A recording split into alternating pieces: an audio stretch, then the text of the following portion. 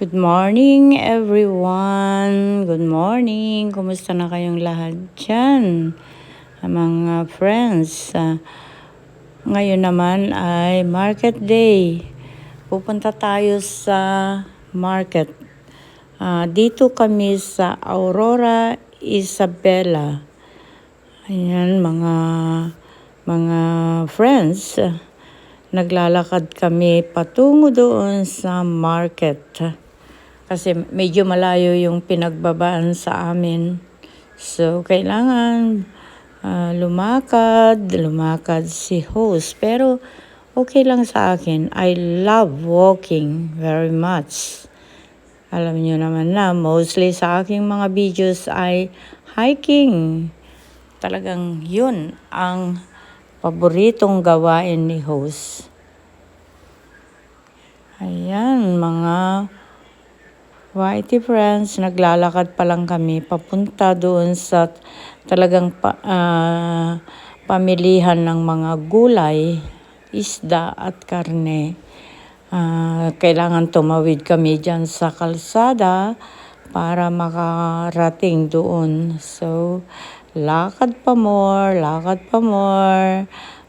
Tumawid ka sa kalsada para makarating ka sa pamilihan ng mga gulay at isda, karne, ganyan. Sari-sari na doon kasi ayun ang pinaka-central market. So, lakad pa more, tawid tayo doon sa kabila. Tignan natin kung ano ang meron at kung ano ang gusto nating bilhin. Kagaya ng sinabi ko sa una, sa Bixi Host sa mga gulay. Gusto ko gulay. If possible, gulay ng gulay. Kasi yun talaga ang pinaka-paborito ni host, gulay. So, ngayon naman ay punta tayo sa talagang market. Bilihan ng mga gulay. Kailangan tumawid tayo doon sa kabila para makabili ng mga gulay. Yung mga gusto nating bilhin. So, tara, mamalengke muna tayo mga YT friends.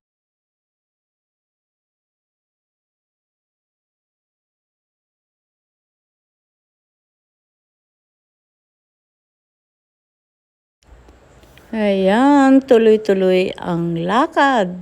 Lakad pa more kasi ayaw tumawid ng aking anak doon sa talagang pedestrian lane. Ewan ko nga ba ito. Kasi dito daw kami dadaan para daw shortcut.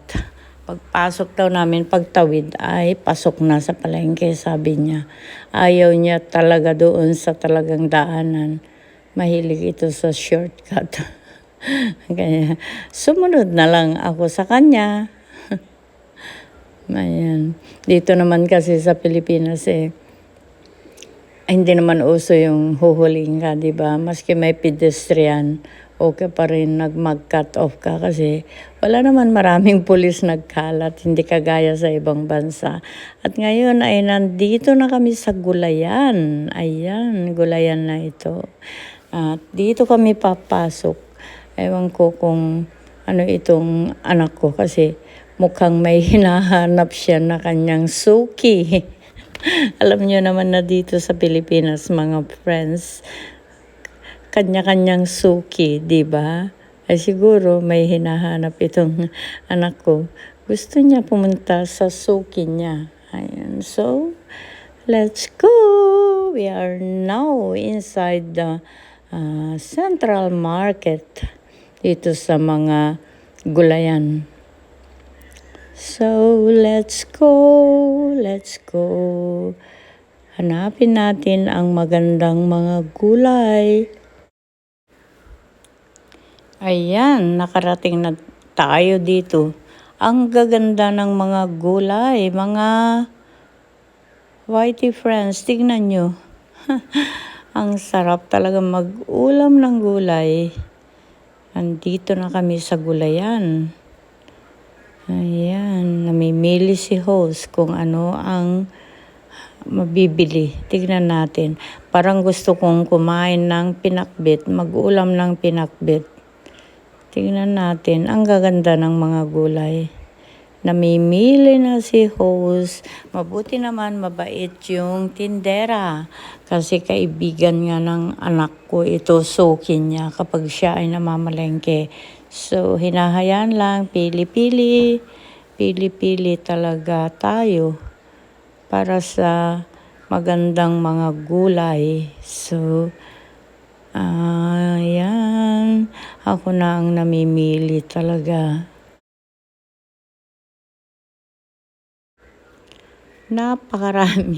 Napakaraming gulay.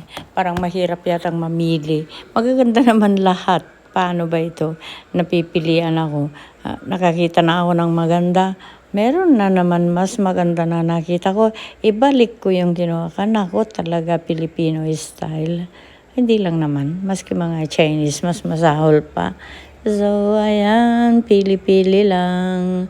Pili-pili lang si host kung ano yung mga gusto niyang pinananabikan na mga gulay. Marami din kaming gulay dun sa likod ng bahay. May garden doon, vegetable garden. Kaya lang, hindi kasya. Kasi si host paggising sa umaga, ang gustong breakfast ay puro gulay. Ayaw ni host ng karne, ganyan. Ang gusto ni host gulay, basta pure na gulay ang gusto ni host. Kaya eto, magsawa si host ngayon ng mga gulay habang nasa Pilipinas. Ayan, mga Vaiti friends. Siguro parehas lang naman tayo ng taste, diba? Kasi kung karne sa akin, maski hindi ako makatikim ng karne, okay lang sa akin. Ang gusto ko talaga gulay at isda. Wala akong pakialam sa karne-karne na yan. Ayan, kaya ito pa, napipilian si host talaga dahil sa dami. At magaganda naman lahat ang mga tinda nila, mga friends. So, ayan, ewan ko kung ano na ito. Ayan, tuloy-tuloy tayo na namimili ng mga gulay at Ricardo. Medyo nakikipag-maritesan din kasi tayo dito sa tindera. Ang dami kasing tinatanong kasi friend ito ng mga anak ko. So, marami siyang tinatanong sa mga anak ko. Although, ano niya, ay naku, marites din kasi itong tindera. Nakatagpo ako ng parehas kong marites. Kaya yun, medyo natagalan kami nagmaritesan pa. So, ngayon ay almost done na. Malapit na kaming matapos. At marami na rin kaming pinamili. Medyo nagre-reklamo na ang aking bunso. Mabigat na daw. Sabi niya. So, I think mabigat na nga yung pinamili namin. So, kailangan na namin umalis. At medyo hapon na. So, nagbababay na rin yung kaibigan ng anak ko na tindera. Kaya pala gusto niya dito. Kasukihan niya at kamaritesan niya siguro din. Kaya yan, mga Whitey friends. Maraming salamat talaga. Thank you very much for all your support and time to my channel. And then I love you all, my dear Whitey friends.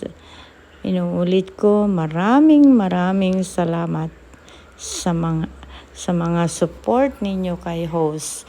So, nandito pa rin tayo sa palengke. Nakikipagmaritisan, chika-chika muna. Although tapos na ang pamimili. Chika-chika lang muna. Ayan, habang nag-aantay ng oras, nagkukwentuhan. Classmate daw pala siya ng anak kong panganay. So, ayan, nakikipagmaritisan din siya. So, ayan, mga friends, bata pa yung tindera natin. Batang-bata. At maganda. Of course, kapag maganda ang tindera, maganda rin ang mga tinitinda, di po ba? Ganyan talaga ang buhay, kasabihan lang naman. Hindi naman lahat ng ng magagandang tindera ay magaganda rin ang tinda, di ba? Yung iba may mga bulok na rin o kaya mga lanta. Ganyan lang talaga ang buhay. Ayan, ang daming gulay. Ang sarap ng mga gulay talaga. Gulay-gulay pa more, adorasyon habang nasa Pilipinas ka. Ayan. Hindi na nakaalis si host. Marami pa yatang gustong bilhin si host. Kaya lang, nagre-reklamo na yung aking taga-karga. Mabigat na raw yung kargada niya. At ayun, dumating din ang rescue ng aking the one and only boy na granddaughter. So ayan, ayan, makalis na nga rin yata. Tapos na yata si host na namili. So, ayan, medyo naglalakad na si host. Pabalik na doon. So, let us see kung anong mangyayari. Kasi, tapos na nga ang bilihan. Ayan, tumatawag na yung aking bunso dahil mabigat daw yung kanyang karga. So, ayan. Ayan naman yung aking only grandson. Ayan, dumating, nag-rescue. Alam kasi nila na hindi ako pwedeng magbuhat na mabigat. Kaya ayan, nagbababay na yung ating magandang tindera. Babay na daw. So, babay na talaga. Babay na siguro talaga. Nagbababay na siya. So, naglalakad na rin kami palayo doon sa tinderang binilhan namin ng mga gulay. Dito na, papalabas kami sa gulayan. Ayan, lakad pa more, lakad pa more. Pa more, lakad pa more, para makalabas na sa ating gulayan. Ayan. Ayan, papalabas na sa Central Market.